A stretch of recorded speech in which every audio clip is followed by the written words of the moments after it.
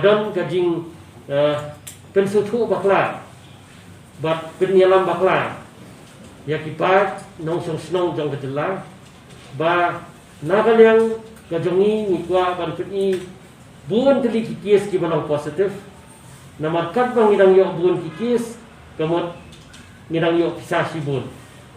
Kamdan kum kata kada itang ka khana thok, ke khana ka bersyukuri fatba.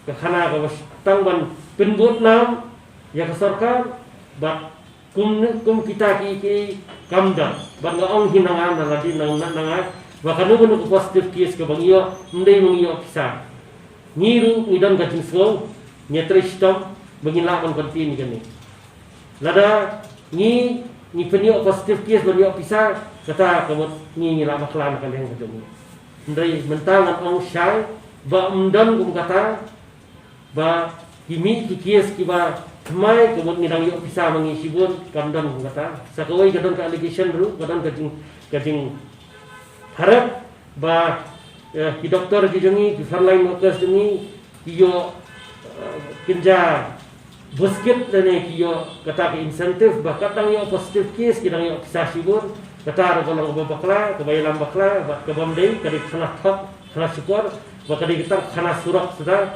buat kibang anang kelastar buat subha bah haba fito hapo kot kuwar fareng ru pinang bahasa English ngitip of pinang bahasa English tangba sotu bangi ru nginang ban keren English nginang ru ban English ya haba fito ban keren kita keren mahmat bangi ru sejuba kita tangba subha wat ong ba dangbun positive case nginang yok kisah sibun dangbun positive case nginang respa mengi kamdai kum kata kada itang kana kamkai sudah, bat mentang orang, bat ini gini khana kamkai, bat bat jengi sobha, wanung net kumi gini gejat beri. Dari kita lawan wani kendo ini ngiru ngit setempat kelas kita. Tentang kita, boleh sebut any questions? I have just given a statement now. Any allegation which comes after this, then the epidemic act will follow. Doctor, you refer to an allegation in letter to editor, as you said. Yes. Or where can we say that this kind of allegation has been made against the government or the health department? Yeah. I think it has come out in one of the local dailies after today, and we have taken this allegation very seriously because it